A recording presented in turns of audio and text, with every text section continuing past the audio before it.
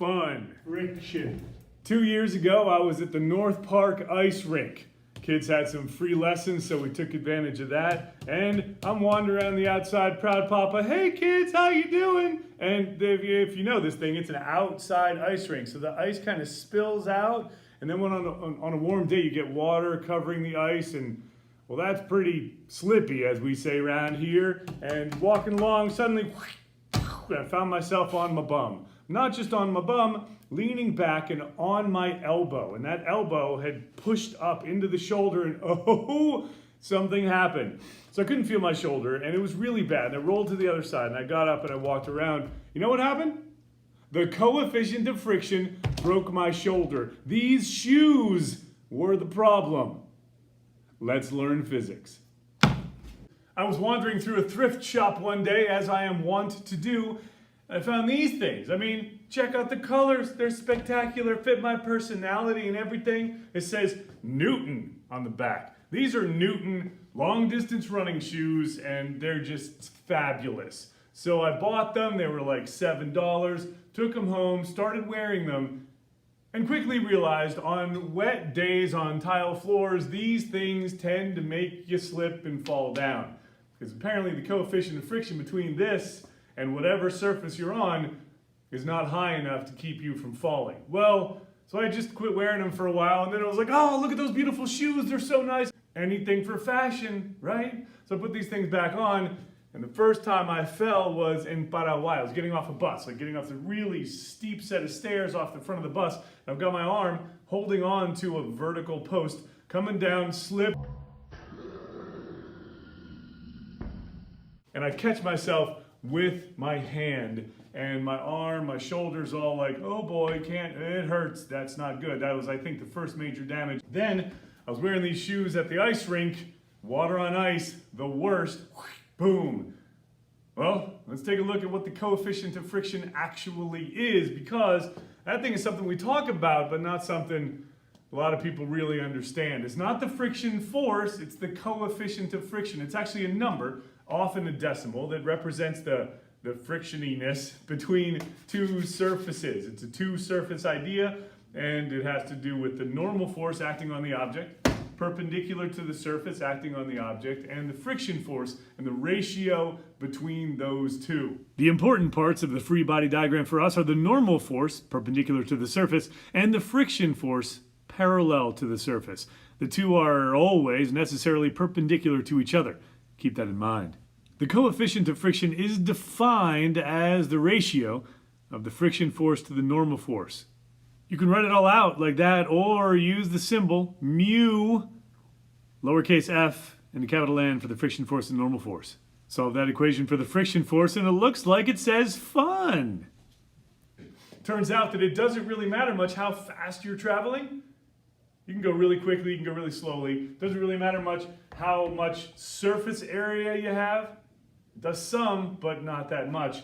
It's just the friction force and the normal force as the primary factors that will give you this coefficient of friction. It changes depending on whether or not it's fixed, not moving, static, or whether it's kinetic, actually sliding. It's all about the two surfaces in contact. Notice the two materials columns.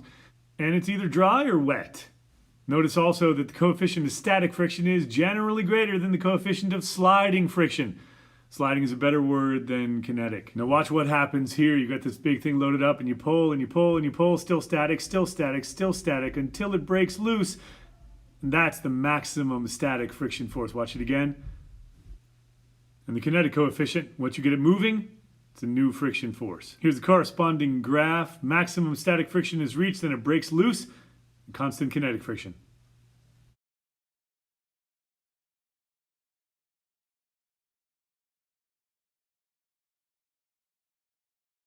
Keep in mind, the coefficient of friction is not the friction force.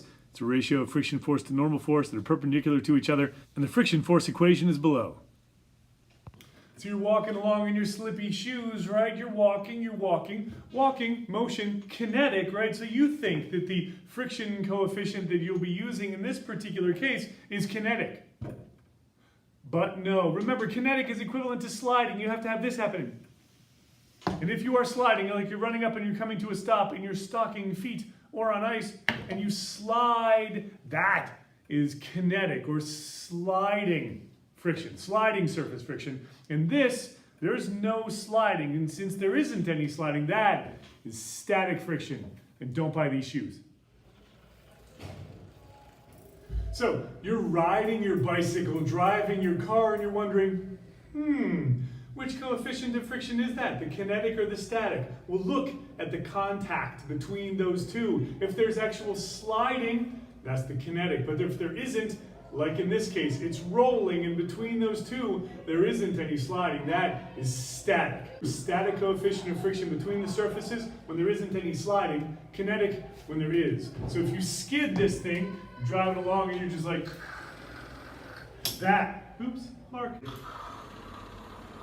That is kinetic, but normally, static coefficient of friction. The coefficient of friction broke my shoulder. Now, just so you know, these shoes have been decommissioned. Not officially yet. I'm probably gonna melt them down, make some biodiesel and run a bicycle off them or something. But I'm done with those. They're done. I'm gonna scavenge the shoelaces, but these, I've replaced them with these. These things are nice. Much better coefficient of friction between the shoe and whatever floor I am on. They're good in the wet, they're good on everything. But the most important part, my favorite color, camouflage. Now you know that learning physics is fun. Thanks for watching Learn Physics.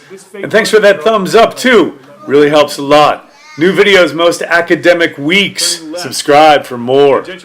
I've even got education ideas, Freaky Physics Friday, and Tech Tip Tuesday. And for bicycles, motorcycles, and family adventures, it's my other channel, Bike Physics. You just learned physics.